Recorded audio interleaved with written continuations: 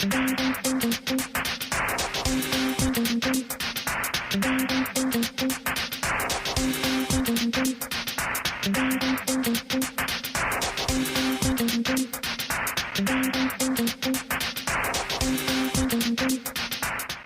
amis, bienvenue dans cette émission sur les courses. Cette semaine, nous entame la 14e journée. La semaine prochaine, nous avons un grand rendez-vous et bien sûr, nous avons cause de Barbé.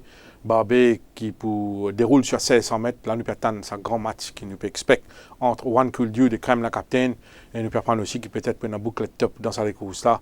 C'est une belle course en perspective qui peut attendre nous. Donc, nous avons quelques petites infos. Nous pouvons découvrir cette semaine le jockey indien Vaibav, engagé par l'écurie Shirish Narang. C'est un jeune jockey qui peut monter depuis 2010. Il a son actif 150 victoires. Et donc, nous pouvons découvrir ce samedi. Nous apprenons aussi que l'écurie Roussette, après le refus de Brandon Lerena, il tourne vers Bernard Fedeb, un jockey qui nous connaît bien, un jockey qui nous fait très très bien ces derniers temps en Afrique du Sud. Bernard Fedeb, et je me rappelle dans le passé, il monte pour l'écurie, mais gros. Les Force Rails seront à 4,50 m pour cette 14e journée. Là, sans plus tarder, nous dirigeons vers la 6e épreuve de cette journée.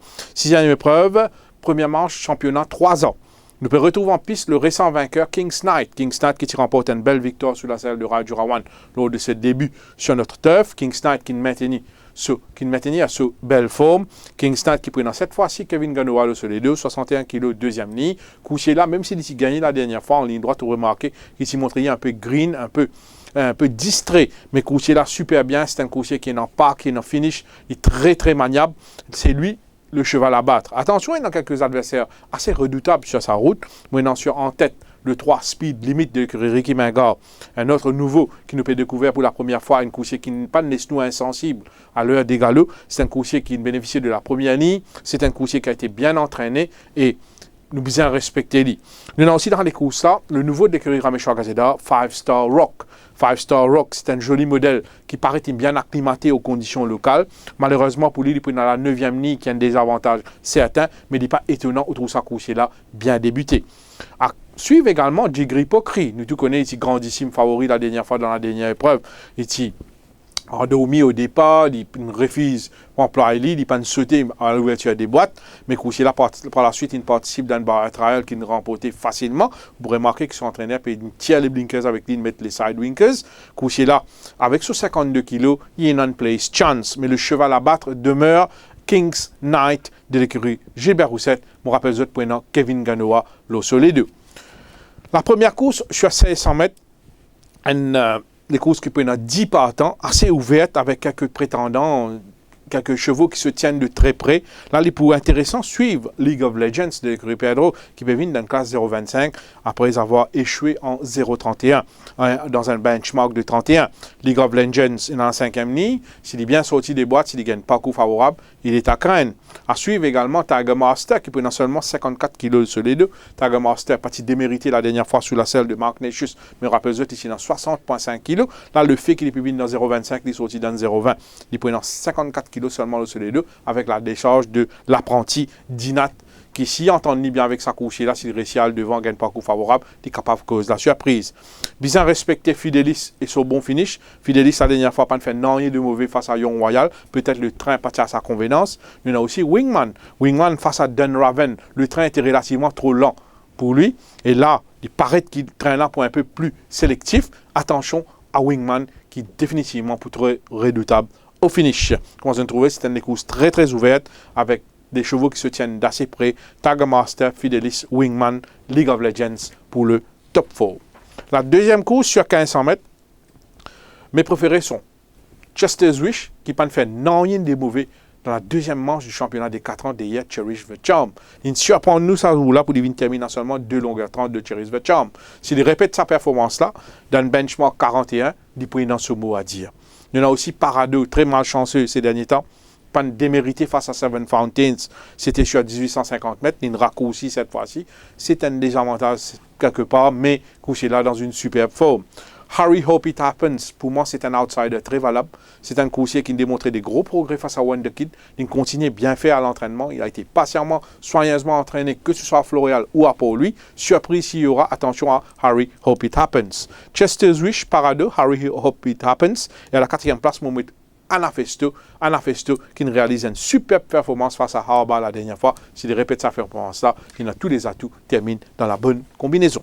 La troisième course sur 1600 mètres, Scott Snock, c'est le favori logique. Scott Snock qui gagne dans un style très plaisant la dernière fois. Il domine King Neptune qui vient faire des Recall to Life la semaine dernière. Scott Snock, il remporte la victoire d'un benchmark 56. Là, il peut venir dans 51. En toute logique, il peut avoir un poids de 60,5 kg à porter.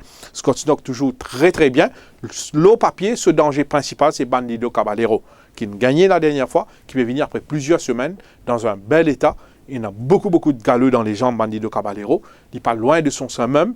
Bandido Caballero, l'eau papier pour moi, c'est le plus gros danger pour Scott Snock qui demeure le favori logique. Scott Snock, Bandido Caballero, 3e, 4e place pour mettre Hot Rocket, qui fait une très bonne course derrière Mr. Lyon, 4e place pour mettre le 7 Counts Rocket. La 4e course sur 1400 mètres pour vous faire de Captain Magpie, mon favori, un top win for the day. Captain Magpie, tellement impressionnant la dernière fois. Même en attentiste, c'était sur 1400 mètres que il remporte la victoire aisément, par plus de 4 longueurs, dans le bon temps d'une 24,89. Pas oublier ça, c'est dans 61 kg sur les deux. Là, il peut venir d'une classe nettement supérieure, d'un benchmark 66. Il peut dans seulement 56 kg sur les deux. Il a bien travaillé ces derniers temps. Moi, il est en tête ce bon galop, accompagné de Ball Inspiration. Ce mardi, il a une forme impeccable. Il paraît le plus rapide du lot. Et vous connaissez, si vous laissez Captain Magpie impose ce pas, il est tranquille devant avec 56 kg, même s'il peut monter des divisions, vous pouvez faire de lui vos favoris. Derrière lui, bien sûr, on vous place le Ultra Consistent Sort Ryder Cup, le cheval au grand cœur, un cheval qui nous a gagné le titre de cheval champion, mais il prend le top weight et la 6e ligne contre lui, mais il demeure le second best pour moi sur papier. Ryder Cup mérite amplement les considérations pour les combinaisons. 3e, 4e place pour mettre Seeking Angelo et Krugerrand qui prend seulement 54 kg. L'eau, c'est les deux, il lutte pour une place dans le top 4. Mais mon favori logique demeure le 5, Captain Magpie. La 5e course sur 1400 mètres, et c'est une course très intéressante. Là, les points intéressants suivent le nouveau de l'écurie Rameshwar Gazeda, Moutahidi. Moutahidi qui fait très bonne impression à l'heure des galops. Il participe à 2 barrières trials. Il a pas mal de galops dans les jambes. Moutahadi, c'est un coursier qui participe dans des courses de groupe en Afrique du Sud, même s'il n'est pas brillé, mais il affronte quelques très bons coursiers. C'est un coursier qui est capable d'être utile à son entourage avec 55,5 kg, 2e ligne. Moi, mon corps, il débute sur une excellente note. Bien respecté Silver Bluff, qui a démontré des progrès la dernière fois, c'était face à Lucky Valentine. Silver Bluff, c'est un très bon finisseur. Il prend la 3e ligne, il prend un bon pas dans les courses avec les Terminator et autres, et peut-être même Moutahadi qui est très rapide. Silver Bluff qui a bien fait au finish. Alpha Pegasi, pour dans la 8e ligne, qui est capable de contrarier un peu sur le plan, mais sa couche là, il travaille vraiment bien quand son entraîneur il fit avec un tongue tie à l'heure des galops. Alpha Pegasi peut-être pour adopter une autre tactique cette fois-ci, il pourra le plus en retrait. Attention à ce couchier qui se présentera avec une chance d'outside. Et mon père dans une combinaison, bien sûr, le régulier Denis Brasco, très malchanceux la dernière fois face à Lucky Valentine. Nous tous connaissons qu'il est ici sévèrement gêné par Charles Litton en descente. Mais pour la victoire, mon parcours d'un mince avantage au niveau de l'écurie Rameshwar Gazeda, Moutahadi, qui m'a pensé un couchier pour bien faire ici au Champ de Mars. La 7e course, un champ restreint de seulement 6 chevaux. Il peut intéressant suivre le nouveau de l'écurie Patrick Mervin, Colonel Bling, un coursier qui démontrait beaucoup de vélocité lors de son barrière trial. C'est un coursier qui progressait au fil des galops. C'est un coursier qui est capable de débuter sur une bonne note. Il y a aussi dans les courses In the Trenches de l'écurie Roussette qui a battu avec Navistar lors de sa 2e sortie. Sa première sortie, il a battu avec Evergreen. Cette fois-ci, moi, je pensais la 6e ligne capable de contrarier un petit peu In the Trenches. Il n'est pas pour aller devant parce qu'il a un chevaux très rapide à son intérieur. Est-ce qu'il n'est pas pour Court White avec sa 6e ligne-là? Pas oublier False Rails à 4,50 m. Mais il est capable de lutter pour une place. Et dans les courses, nous devons respecter la jument dont tel maman qui est capable de bénéficier de bonnes circonstances en cas de lutte à l'avant. C'est un bon finisseur, c'est un coursier qui me corps ne pas trop condamné sur échec sur 1000 mètres, 1365 mètres dans ses codes, tout comme Sheila Fender qui peut-être pour adopter le waiting tactique cette fois-ci, il peut être très dangereux si jamais il y a lutte à l'avant. Mais au bout de bonnes autres, garde un petit particulier sur Colonel Bling, un coursier qui travaille très très bien et qui paraît valable. La 8e course sur 1500 mètres, mes favoris pour le top 4 sont Canadian Dollar qui trouve la compétition vraiment rude dans le benchmark 36 la dernière fois, c'était face à Esteco. Dans les péritournes d'un 31, il est très très bien après un séjour à Floréal. Il peut avoir Rakesh Bogoy-Rotilo sur les deux. Il paraît qu'il peut un bon pas dans sa course là pour faire confiance au bon finish de Canadien de là.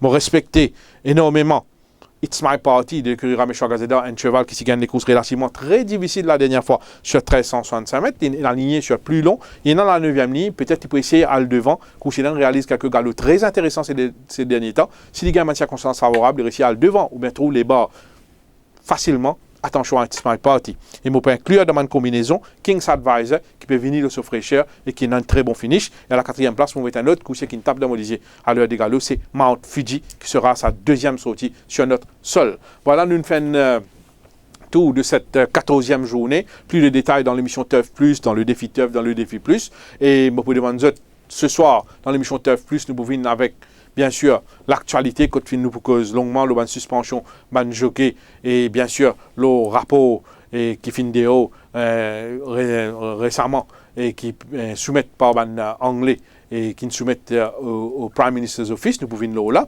Et comme top wins pour cette journée, je peux dire Scott Snug et Captain Magpie. Je suis bien content Captain Magpie. Man bon place chances, man bon place bets. Je pense Tiger Master, Nido Caballero et Ryder Cup.